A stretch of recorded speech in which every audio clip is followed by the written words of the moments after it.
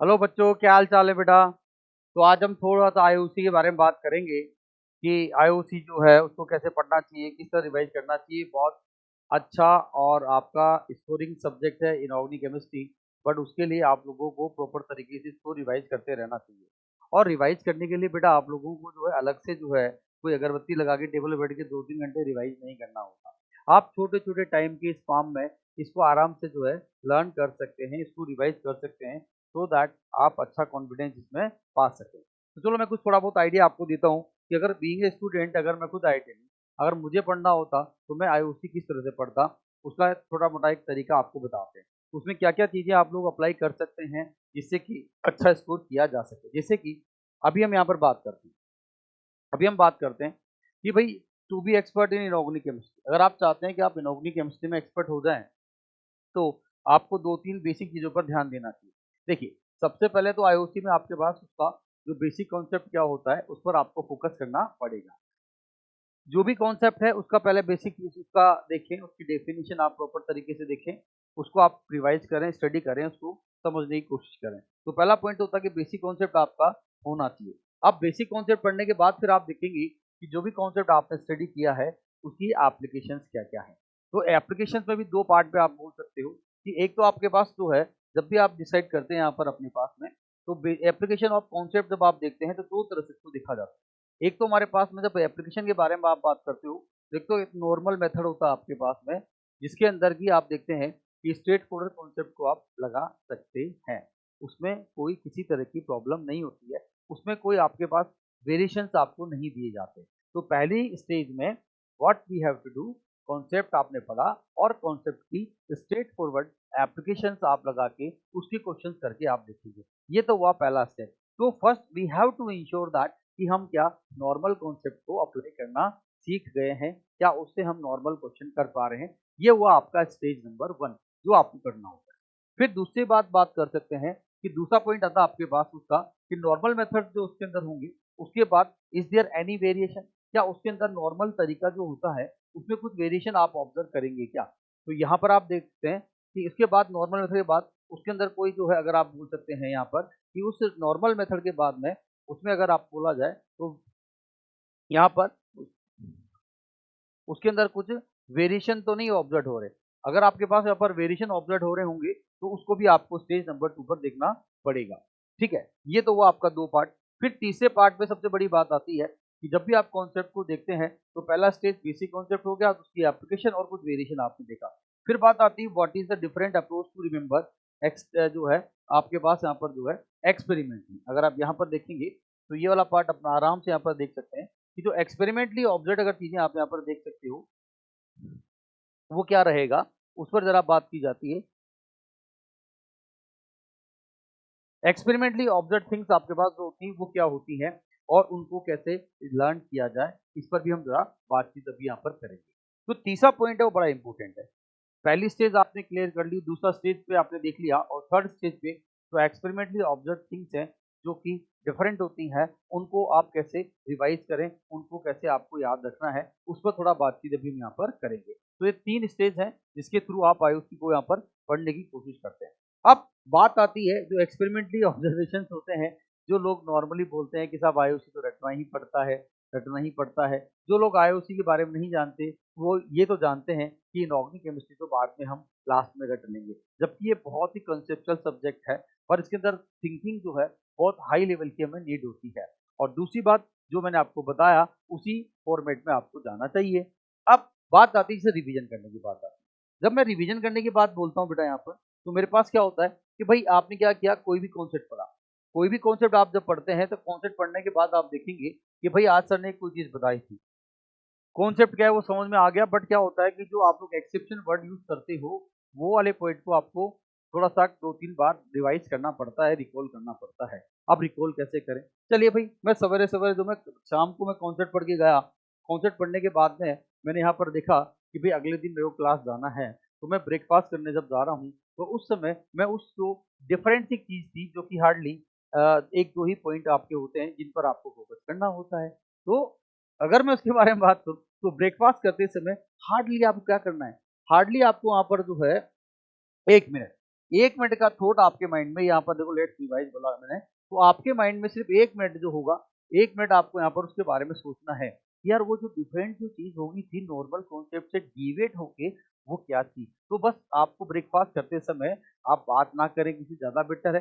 अपना ब्रेकफ़ास्ट को एन्जॉय करें और अपने माइंड में उस कॉन्सेप्ट को आप रिवाइज़ करने की कोशिश करें। उस डिफरेंट चीज़ को आप जो है लर्न करने की, वो रिकॉल करने की कोशिश करेंगे, तो एक बार आप हार्डली आपको 1 मिनट लगेगा, पर हम ये करते नहीं है ना? पर करना चाहिए, यही मैं आपको मेथड बता रहा हूँ। चलो कर लिया, फिर मैं अपना क्लास गया, जो भी मेरा होमवर्क करना था मैंने कर लिया। अब भाई मैं आता हूँ लंच पे, जब मैं लंच कर रहा हूँ, तो लंच में वही चीज़ को दोबारा एक बार फर्स्ट टाइम, यहाँ पर 1 मिनट के लिए आपने यहाँ पर फर्स्ट टाइम जो है, आपने उस चीज़ को रिवाइज़ किया, ठीक है? फिर लंच के टाइम आपको वही चीज़ दोबारा आप यहाँ पर क्या करेंगे, दोबारा फिर यहाँ पर हार्डली लंच करते समय जब आपका जो है, आप उसमें 2 मिनट के लिए दोबारा उसी चीज़ को रिकॉल करने की कोशिश करेंगे, तो फटाफट रिकॉल, हाँ यार सवेरे भी रिकॉल किया था, लंच में भी रिकॉल कर लिया, हो गया। फिर क्लास चले गया, क्लास चलने के बाद फिर जब डिनर कर रहे हैं, डिनर करते समय भी आपको उसका टाइम मैनेजमेंट के हिसाब से, फिर डिनर करते समय फिर भैया 2 मिनट, फिर आप देखेंगे यहाँ पर 2 मिनट फिर उसी चीज़ को वापस आप रिवाइज़ करें। कहने का मतलब इवनिंग में मैंने कॉन्सेप्ट का जो डिफरेंट पार्ट था उसको पढ़ के गया, ब्रेकफास्ट के टाइम मैंने 1 मिनट में रिवाइज़ किया, फिर मैंने उसको लंच में रिवाइज़ किया और उसके बाद मैंने यहाँ पर डिनर करते समय भी इसको रिवाइज़ किया। तो मतलब मेरे को अलग से टाइम की ज़रूरत नहीं है। जो मेरा अपना डिनर का टाइम है, लंच का टाइम है, मेरा ब्रेकफास्ट का टाइम है, उसी टाइम में मैंने हार्डली, अगर आप देखेंगे तो 1 मिनट ये हो गया बेटा, 2 ये हो गए, 3, टोटल मैं आपसे सिर्फ 5 मिनट माँग रहा हूँ। टोटल मैं आप लोगों से 5 मिनट माँग रहा हूँ, बेटा अपने आप को 5 मिनट दे दो। आप देखिएगा कि उस 5 मिनट की इम्पोर्टेंस क्या होती है। किस तरह से चीज़ें आपको आसानी से याद रहेंगी, बट उसको रिकॉल करना ज़रूरी होता है। अब मुझे बताओ, किधर तुम्हारा मैंने टाइम वेस्ट किया भाई? किधर आपने अपने आप को जो है अलग से टाइम देने की नीड आई? नहीं ना, चलते-फिरते आप उस चीज़ को रिवाइज़ करते चले जाएँगे। तो ये आपका 3 तरीके से है कि व्हेन टू रिवाइज़ आईओसी, ये बहुत ही डिफरेंट अप्रोच है, साइकोलॉजिकल अप्रोच है। यहाँ पर आप ध्यान दीजिएगा। तो ये 5 मिनट मैं आपसे माँग रहा हूँ। 5 मिनट आप आराम से इसको रिवाइज़ करें, उन कॉन्सेप्ट को, ठीक है? अगर रिवाइज़ नहीं हो पा रहा है, जो है रजिस्टर खोलें, एक बार पेज टर्न करें, उसको देखें, आँख बंद करें, रिवाइज़ कर लें, हो गया काम। ऐसे 5-5 मिनट के स्पैम में आप एवरीडे 5-5 मिनट चीज़ों को रिकॉल करते जाएँगे, तो पता चलेगा अरे यार ये चीज़ में, इसमें नॉर्मल तरीका ये था, यहाँ जाके वेरिएशन आया, इसमें ये कॉन्सेप्ट था, खटाक, ये हो गया, खटाक, ये हो गया, खटाक, फिनिश होगी कहानी, बहुत ईज़ी। अब उसके बाद बहुत सारी चीज़ें ऐसी होती हैं, जैसे ये है कि आप हो, अपना पीडब्ल्यू का बच्चा है, पढ़ रहा है इनऑर्गेनिक केमिस्ट्री, रजिस्टर में लेकर बहुत सारा लिखा रखा है, पढ़ने की कोशिश कर रहा है।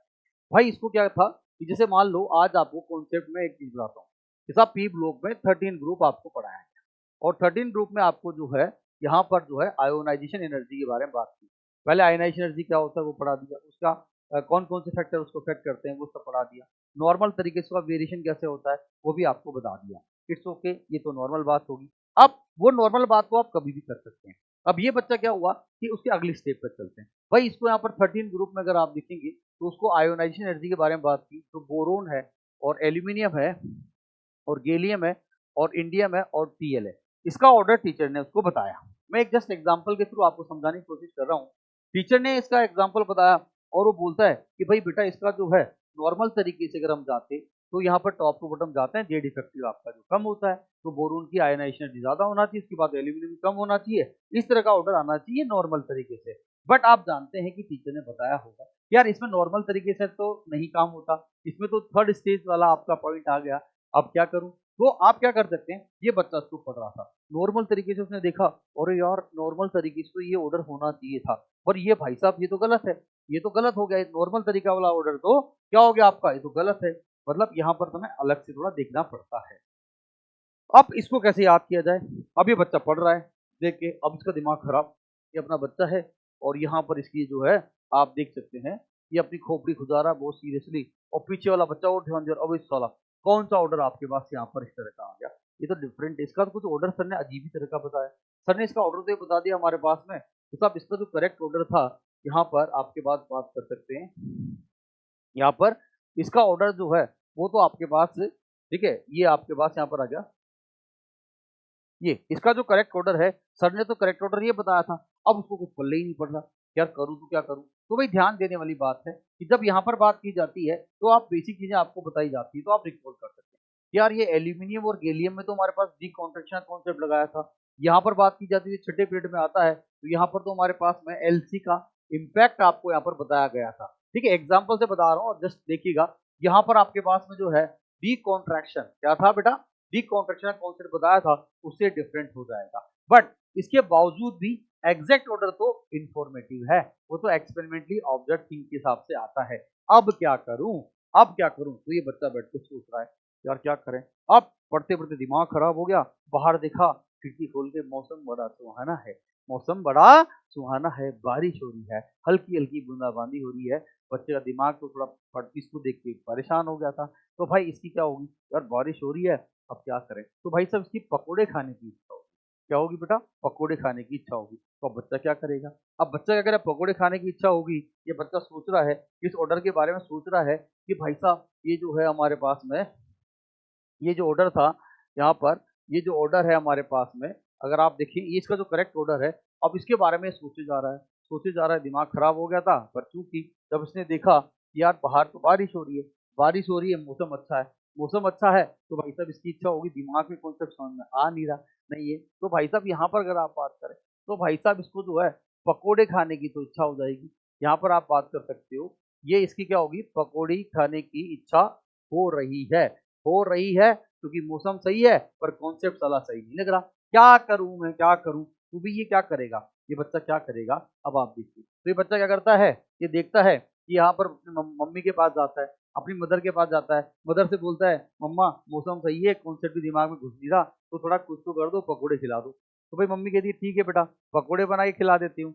अब पकौड़े खिलाना है, गोभी आलू के पकौड़े खाने की इच्छा हो रही है बच्चे की। तो अब वो मदर से बोला, पर मदर ने बोला कि बेटा यहाँ पर हमारे पास में देख सकते हो, मदर बोलती बेटा यहाँ पर जो है गोभी और आलू, गोभी आलू तो है ही नहीं, गोभी आलू तो है ही नहीं, यहाँ पर आप देख सकते हैं गोभी आलू तो है ही नहीं घर में। तो बेटा ऐसा कर, फटाफट दौड़ के जा, और थोड़ा पास ही में सब्जी मंडी पास ही में थी, तो बेटा जा फटाफट से गोभी और आलू ले आ बेटा, मैं आराम से अच्छे से पकौड़े बना के खिलाती हूँ, तो पढ़ने में जरा मन अच्छा लगेगा। ठीक है, अब बच्चे ने फटाफट जोश में फटाफट है और भाग गया, बच्चा भाग गया, अभी लेके आता हूँ मम्मा। अरे भाई सब्जी मंडी जाने के बाद याद आया, गोभी आलू तो खरीदने हैं, पर खरीदूंगा कैसे, लेके किस में जाऊंगा, polythene are not allowed, condition है, पॉलीथीन नहीं है भाई हमारे पास वेजिटेबल मार्केट के अंदर, तो वो बच्चा कैसे टी शर्ट में रख के थोड़ी ना लाएगा, समझ रहे हो बात को। तो क्या करें, ओ हो, ये तो थोड़ा फंडामेंटल मिस्टेक होगी। वही चीज आप कॉन्सेप्ट में भी करते हो, नॉर्मल तरीका था सब्जी लेने जाना है, चले गए आप नॉर्मल तरीके से, बट आप जा रहे हो तो सब्जी खरीद के किस में लाओगे, वो तो आपको देखना पड़ेगा। समझ में आ रही बात। उसी तरह जब आप कॉन्सेप्ट अप्लाई करते हो तो नॉर्मल कॉन्सेप्ट लगा देते हो हर कहीं, अरे भाई थोड़ा उसके लिए सोचना तो पड़ता है, तो फिर क्या करें, ओ हो गड़बड़ हो गई। तो बच्चा क्या करता है कि ठीक है, तो अब वो क्या करेगा, तो बेटे को जब गोभी और आलू खरीदने थे तो क्या करेगा, वो सबसे पहले सब्जी मंडी जाएगा, तो थोड़ा सा सोच देगा, अरे यार सब्जी मंडी जा रहा हूँ तो मैं सब्जी लेके किस में आऊंगा, ये उसने एक दिमाग में थोड़ा सा सोच दिया। Getting my point. ओके, तो किसमें, अरे यार साथ में थैला तो लेना पड़ेगा ना भाई, उसी में तो रखना पड़ेगा। तो बेटे ने क्या किया, हाथ में थैला लिया, अब वो सब्जी मंडी जा रहा है, समझ में आ गई बात। अब आराम से वो सब्जी खरीद के थैले में रख सकता है। अब दूसरे स्टेज पर चलते हैं, उसको आलू और गोभी खरीदने थे। अब आलू और गोभी खरीदने थे बेटा, तो क्या हो गया कि वो पहले आपको सोच के देखो, क्या पहले वो गोभी खरीद के उसके ऊपर आलू डालेगा, या पहले आलू खरीद के उसके ऊपर गोभी रखेगा, है। बहुत नॉर्मल सा कॉन्सेप्ट है। अरे यार गोभी के ऊपर आलू रख दिए तो आलू में तो मिट्टी विट्टी कुछ तरह कचरा होता है, गोभी में जो है वो कचरा घुस जाएगा। अगर गोभी पहले नीचे रख दी, आलू ऊपर रख दिया, तो फिर गोभी के अंदर मिट्टी चली जाएगी, पकोड़े तो बन जाएंगे पर खाते समय कर कर की आवाज आएगी, तो फिर तो मामला सब डगमगा जाएगा। बोलो हाँ या ना, ठीक है। तो क्या करेंगे बेटा, सब सोच के देखो। आप में से कई लोगों को यही नहीं पता होगा कि साहब गोभी को पहले नहीं खरीदना भाई, पहले आलू खरीदूंगा उसके ऊपर गोभी रखूंगा ताकि आलू की मिट्टी उसमें नहीं जाए। कॉन्सेप्ट तो यहाँ भी लग रहा है। तो बच्चे ने क्या किया, फिर उसने क्या किया, पहले आलू खरीदे, उसके ऊपर गोभी रखी और लेके आ गया, पकोड़े बने मस्त शानदार, मजा आया, खा के डगार मार ली। अब इसका लॉजिक क्या है भाई, मैंने क्या किया, तो ये वाली बात है, यहाँ पर सब बच्चे ध्यान दें, ये वाली बात है, यहाँ पर आप देख सकते हैं ये जो है अब आप देख सकते हो, यहाँ पर आप देख सकते हैं हमारे पास में ये बेटा है, बेटा था, बेटे को वहां पर सब्जी मंडी जाना था, तो सबसे पहले उसने हाथ में क्या लिया, थैला लिया। तो सबसे पहले क्या लिया बेटा, उसने थैला लिया, थैला लेने के बाद सब्जी मंडी गया, सब्जी मंडी जाने के बाद उसने क्या किया, पहले उसने यहाँ पर हमारे पास में जो है गोभी खरीदी। पहले क्या खरीदा उसने हमारे पास जो है, गोभी खरीदी नहीं, तो यहाँ पर गोभी, और इसके बाद उसने आलू। अब गोभी आलू खरीद तो लिए, बट चूंकि गोभी को आलू के ऊपर रखेगा तो आलू के ऊपर गोभी आ गई। तो यहाँ पर आपने इसके आलू लिख दिया और इसको कहाँ डाल दिया हमारे पास, उसको कहाँ डाल दिया, ठीक है, उसको कहाँ डाल दिया, थैले के अंदर डाल दिया। तो यहाँ से फिर आपने इस तरह से एक, मैं जनरल आपको बता रहा हूँ एग्जाम्पल, ऐसे कई सारे एग्जाम्पल्स होते हैं जो मैं बच्चों को इस तरह से बताता हूँ कि उनको जिंदगी भर याद रहेगा। तो भाई साहब यहाँ पर आप देख सकते हैं कि यहाँ पर आप देख सकते हैं कि ये जो पूरा ऑर्डर जो था, जो कि एक्सपेरिमेंटल था, जो कि क्या था बेटा, एक्सपेरिमेंटल था, और हमने एक ही लाइन में उसको देख लिया, तो बेटा उसकी ट्रिक क्या बन गई या उसका तरीका क्या बन गया कि बेटा ठेले में, यहाँ पर बोल सकते हो बेटा ठेले में क्या है, गोभी आलू इन है। क्या लिखा, बेटा ठेले में गोभी आलू इन है। तो ये वाली इस तरह की जो चीजें होती है वो आपको अपने से कहीं ना कहीं डे टू डे लाइफ से कोरिलेट करनी चाहिए, तो उससे चीजें और अच्छी रहती है। अब जिंदगी में कभी भी, क्योंकि ये प्रीवियस ईयर में आने वाला कॉन्सेप्ट है, टीचर क्लास में हमेशा बताता है कि प्रीवियस ईयर में इस तरह की चीजें आती है, तो आपको उस पर फोकस करना है, और वैसे ही पका पकाया तो आपको दिया जा रहा है ना, तो इस तरह से भी आप अपना दिमाग दौड़ाएंगे तो चीजों को याद रखना, जो स्पेशल पॉइंट्स होते हैं उनको लर्न करना आसान हो जाता है। तो इस तरह से बेटा आप इसको आईओसी को पढ़ने की कोशिश करें तो आप बहुत अच्छा स्कोर उसमें कर पाएंगे। और जो आपके मन में एक जो सवाल उठता है, साहब बहुत सारे एक्सेप्शन होते हैं, अब कोई बोले साहब ये एक्सेप्शन, अरे काय का एक्सेप्शन है भाई, मुझे पता है नॉर्मल तरीके से तो हो नहीं सकता, नॉर्मल कॉन्सेप्ट है नहीं मेरे पास, मेरे को डी कॉन्ट्रैक्शन और लेंथेनाइट कॉन्ट्रैक्शन 6 पीरियड का पढ़ाया गया था, तो उसके हिसाब से वो भी उसने लगाया, उसके बावजूद भी हमारे पास लास्ट में जाके, और ऐसी चीजें जो होती है वो बहुत कम ही होती है, ऐसी चीजें बहुत कम ही होती है। तो बेटा आप इस तरह से इसको, आप टाइम को देखें, टाइम आपका कहीं लग नहीं रहा, केवल चलते फिरते इस तरह से आप चीजों को पढ़ते रहेंगे तो आसानी से चीजें इजी हो जाएंगी। और बाकी तो पीडब्ल्यू आपके लिए हमेशा अवेलेबल है, और हम इस तरह की चीजें बच्चों को बताते रहते हैं, क्लास में करवाते रहते हैं, ताकि बच्चा इजीली चीजों को पढ़ पाए। ठीक है, अगर मैं खुद एक बीइंग ए टीचर, मैं एक आईओसी पढ़ाता हूँ, तो मैं भी चीजों को इसी तरह से कोशिश करता हूँ, उसी तरह से लर्न रखता हूँ, और वही चीज मैं आपको बता देता हूँ। तो अगर आप आएंगे पढ़ेंगे पीडब्ल्यू के अंदर, तो आपको ये इस तरह से बहुत यूनिक मेथड ऑफ टीचिंग आपको दिखाई देगा, जिससे कि आप अपने फ्यूचर में आप सक्सेस आपको मिल पाए।